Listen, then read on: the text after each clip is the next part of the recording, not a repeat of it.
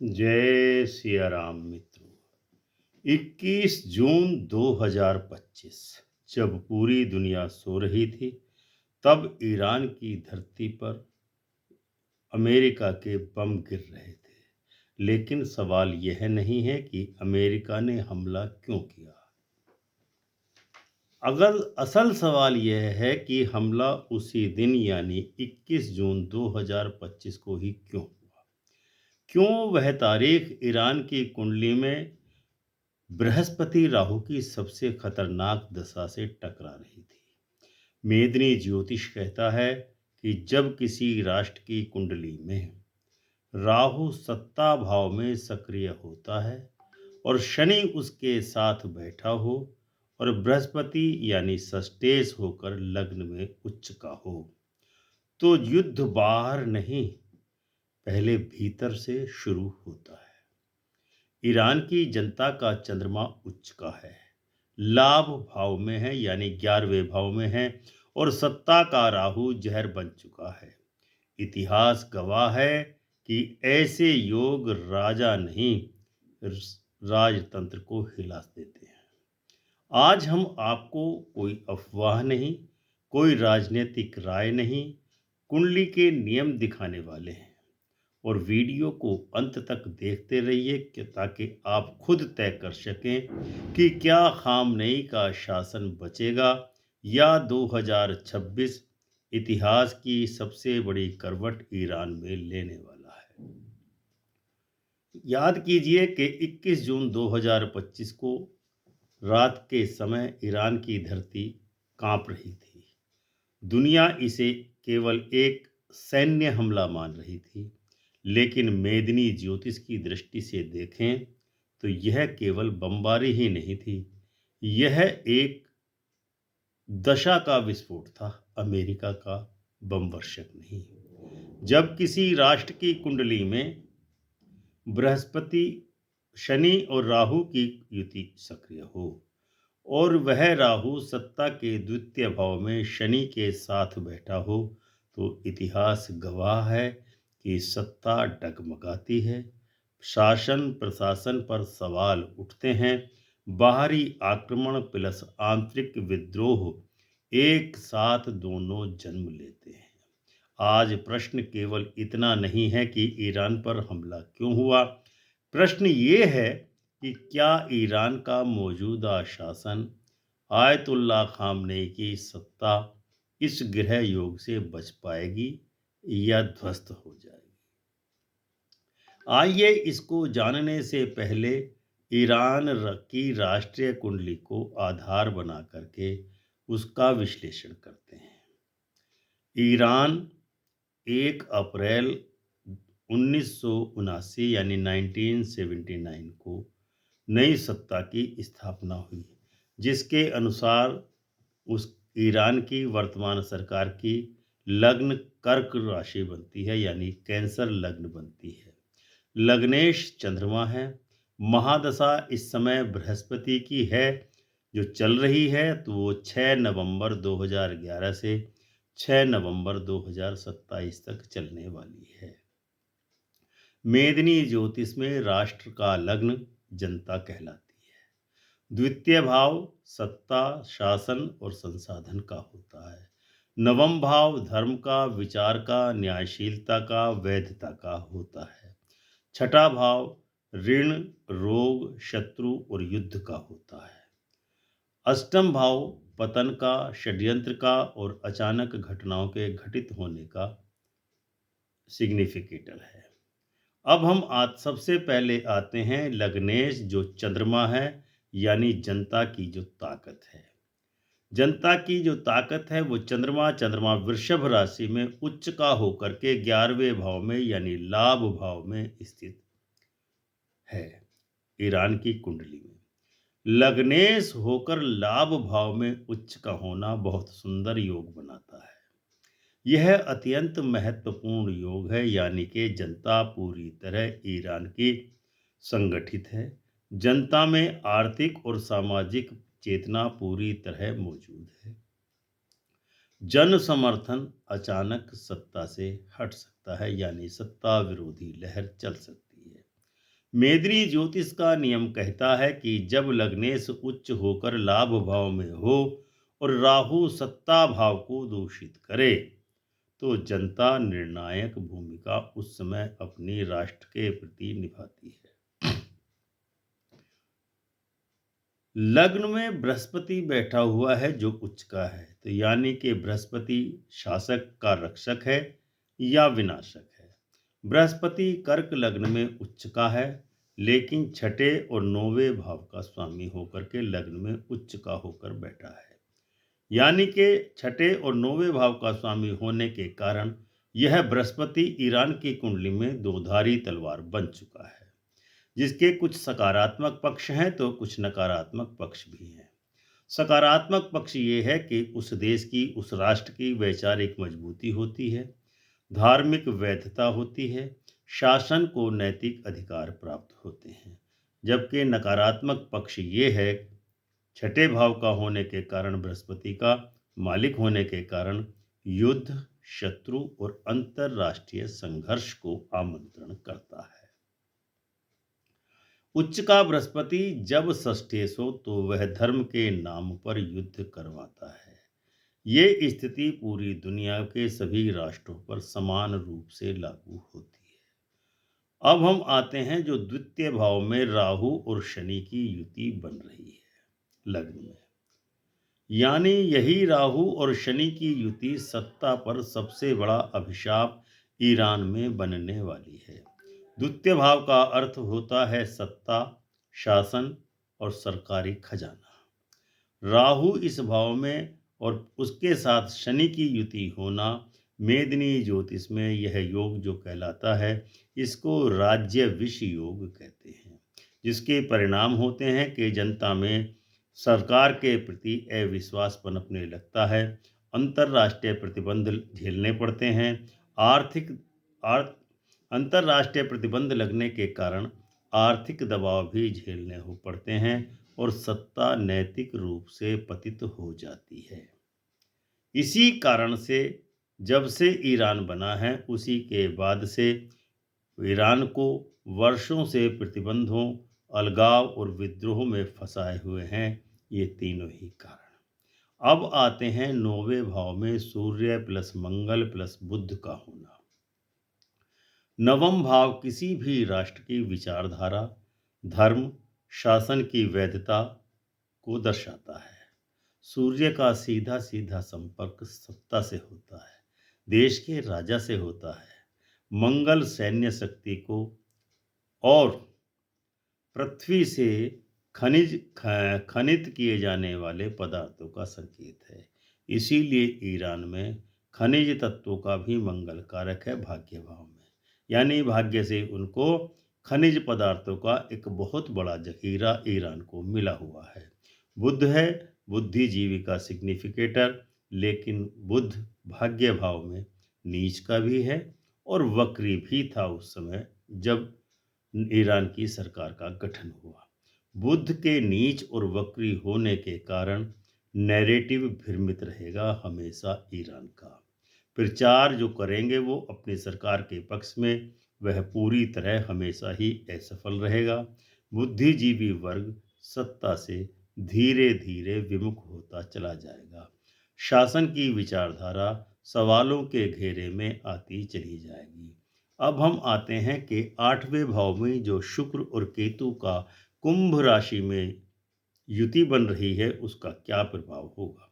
अष्टम भाव से जो देखा जाता है, अष्टम भाव अचानक से पतन या षड्यंत्र का सिग्निफिकेटर है। अष्टम भाव के कारण ही सरकार का अचानक पतन होता है या सरकार के खिलाफ षड्यंत्र रचे जाते हैं। शुक्र प्रतीक है सामाजिक संतुलन का। देश के सामाजिक संतुलन को शुक्र इंगित करता है और केतु कटाव और अलगाव का संकेतक है। केतु को क्योंकि डिटैचमेंट स्टार कहा जाता है, इसलिए केतु आठवें भाव में सरकार के अचानक पतन की ओर संकेत करता है। यानी कि शुक्र और केतु आठवें भाव में होने पर महिलाओं से जुड़े मुद्दे विशेष महत्व रखेंगे। नैतिक विद्रोह होगा और सरकार के भीतर से खोखलापन जाहिर होता चला जाएगा। यह वही योग है जो ईरान में इस समय चल रहा है। महिला आंदोलनों और सामाजिक विस्फोट को दर्शाता है, जो इस समय ईरान की स्थिति चल रही है। अब हम आपको ईरान की कुंडली के संबंध में एक नए एंगल से, एक नए कोण से आपको समझाने की कोशिश करते हैं। असली खेल हुआ कहाँ? तो दशा विश्लेषण जब हम ईरान की करते हैं तो असली खेल वहां से पूरा समझ में आता है। वर्तमान में 6 नवंबर 2011 से 6 नवंबर 2027 तक बृहस्पति की महादशा ईरान की चल रही है। और बृहस्पति क्योंकि भाग्येश भी है, लग्न में उच्च का है, इसीलिए शासक को अब तक बृहस्पति की महादशा बचाती आ रही थी। लेकिन जैसे ही बृहस्पति में राहु की अंतर्दशा प्रारंभ हुई, तो आप ध्यान देकर देखकर दीजिए कि बृहस्पति में राहु की अंतर्दशा 18 मई 2025 को प्रारंभ हुई। मेदिनी ज्योतिष कहता है कि बृहस्पति राहु वैचारिक युद्ध और अंतरराष्ट्रीय टकराव को बनाते हैं। राहु की अंतर्दशा बृहस्पति की महादशा में 18 मई से प्रारंभ हुई और 28 सितंबर 2025 तक चलेगी। यानी कि 18 मई 2025 से 28 सितंबर 2025 तक राहु का प्रत्यंतर रहा। जैसे ही राहु की महादशा में, वो बृहस्पति की महादशा में राहु के अंतर में राहु का प्रत्यंतर आया, यानी बृहस्पति राहु राहु 21 जून को अमेरिका हमला इसी काल में हुआ। ध्यान दीजिए, 18 मई से 28 सितंबर 2025 के बीच बृहस्पति में राहु, राहु में राहु की प्रत्यंतर दशा थी। इसी दरमियान अमेरिका का हमला ईरान पर हुआ। तो यह हमला कोई संयोग नहीं था, ये दशा का प्रत्यक्ष परिणाम था जो ईरान को झेलना पड़ा। अब आते हैं कि आने वाला समय ईरान के बारे में क्या सूचना देता है। क्या आने वाला समय ईरान के लिए अच्छा है या ईरान के लिए खराब है? 28 सितंबर 2025 से 23 जनवरी 2026 तक बृहस्पति की महादशा में राहु का अंतर और बृहस्पति का प्रत्यंतर है। यानी कि बृहस्पति बचाने की कोशिश करेगा, राहु बर्बाद करने की कोशिश करेगा। यानी कि 28 सितंबर से 2025 से 23 जनवरी 2026 जो आने वाली है, 23 जनवरी, उस तक क्या स्थिति बन रही है? शासन खुद को संभालने की कोशिश करेगा। ईरान अभी भी धमकी दे रहा है, हम ये करेंगे वो करेंगे, वैचारिक भाषण दे रहा है कि हमारी सैन्य शक्ति इतनी बड़ी है। धार्मिक अपील भी ईरान के राजा कर रहे हैं या राष्ट्रपति कर रहे हैं और जनता को साधने की कोशिश में लगे हुए हैं। लेकिन क्योंकि 23 जनवरी को बृहस्पति में राहु में बृहस्पति 23 जनवरी को पूर्ण हो जाएगा। यानी कि ये समय केवल ऐसा है जैसे कोई मनुष्य अंतिम सांस ले रहा हो, ऐसा ही काल इस समय ईरान के साथ होने वाला है। क्योंकि 23 जनवरी 2026 से 10 जून 2026 के बीच बृहस्पति में राहु, राहु में शनि का प्रत्यंतर शुरू होने वाला है 23 जनवरी के बाद। इसीलिए 23 जनवरी के बाद का समय ईरान के लिए बहुत ही खतरनाक और निर्णायक काल रहने वाला है। मेदिनी ज्योतिष कहता है कि जब शनि के प्रत्यंतर में आता है और वह राहु से युक्त सत्ता भाव का स्वामी हो, तो क्या होता है? तो या तो शासन या तो बदलता है या बहुत ही कठोर दमन से बच पाता है। और हालात ईरान में ऐसे ही चल रहे हैं। देश के नागरिकों का भी दमन किया जा रहा है। हालात आप सब लोगों को मालूम ही होंगे। अब हम बताते हैं कि क्या क्या संभावनाएं जब शनि का प्रत्यंतर चलेगा तो क्या होगा। 23 जनवरी से 10 जून के बीच में सत्ता परिवर्तन हो सकता है। शासन की संरचना में बहुत बड़ा बदलाव हो सकता है। या तो ईरान में सैन्य शासन या आपातकाल भी लग सकता है, या बाहरी दबाव में किसी से कोई समझौता हो सकता है।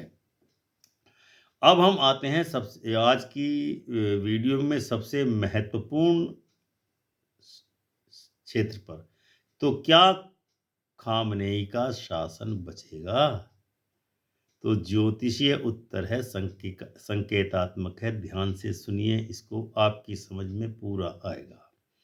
तो 2026 तक सत्ता कमजोर रहेगी। पूर्ण संभावना पतन की 2026-27 में बन रही है। शासन जैसा ही है वैसा नहीं बचेगा, इतना तय है। शनि की प्रत्यंतर दशा में 10 जून तक सत्ता का स्वरूप बदलेगा या वास्तविक शक्ति किसी और के हाथ में चली जाएगी। तो निष्कर्ष क्या निकलता है कि यह युद्ध केवल बमों का नहीं है, बमबारी का नहीं है। यह युद्ध है राहु बनाम बृहस्पति का, जनता बनाम सत्ता का, वैधता बनाम भय का। और मेदिनी ज्योतिष तो स्पष्ट कहता है कि जब चंद्रमा जनता का चंद्रमा उच्च का हो और सत्ता को राहु का विष पीना पड़ रहा हो, तो इतिहास तो सरकार का बदलेगा ही बदलेगा। आने वाले समय में हम इस संबंध में और भी वीडियो बनाएंगे, जिसमें आपको बताएंगे कि ईरान की स्थिति किस विषय में क्षेत्र में बदलने वाली है। तो आपने देखा कि कैसे बृहस्पति राहु शनि की अंतरदशा में प्रत्यंतर दशा में ईरान को एक ऐसे मोड़ पर दशाओं का क्रम ला चुका है जहां से पीछे लौटने का रास्ता ईरान के शासकों के पास अब नहीं बचे। लेकिन कहानी यहीं खत्म नहीं होती, क्योंकि 2026 के बाद जब केतु और शुक्र की प्रत्यंतर दशाएं आएंगी, तो सत्ता का पतन युद्ध से नहीं, अपितु भीतर के विश्वास टूटने से होने वाला है। तो अगले वीडियो में हम बताएंगे कि कौन सा महीना ईरान शासन के लिए सबसे खतरनाक रहने वाला है। क्या सेना खामनेई के साथ रहेगी या पीछे हट जाएगी, जैसा वेनेजुला में हुआ? क्या ईरान वही रास्ता दोहराएगा जो कभी सोवियत यूनियन ने लिया था? अगर आप इस वीडियो को मिस करते हैं तो आप इतिहास की सबसे बड़ी ज्योतिषीय चुनौती को खो देंगे। अमृत कलश चैनल, क्योंकि भविष्य नहीं गलत समय से आपको बचाता है। अगले अध्याय में और भी जानकारी हम ईरान के संबंध में आपको प्रयास करके प्रदान करेंगे, ताकि आपको ज्योतिष विवेचन से पता चल सके कि ईरान का क्या हश्र होने वाला है। क्योंकि ईरान की कुंडली अब इस समय शनि की जैसे ही प्रत्यंतर दशा 23 जनवरी के बाद प्रारंभ होगी, तो ईरान की कुंडली फट चुकी होगी। परिणाम आप स्वयं सोच सकते हैं। तो यह था आज का वीडियो। हमें उम्मीद है आपको इस वीडियो से ईरान के भविष्य के बारे में बहुत कुछ आभास मिल गया होगा। मिलते हैं अगले वीडियो में, तब तक के लिए आज्ञा दीजिए। प्रेम से बोलिए जय सिया राम।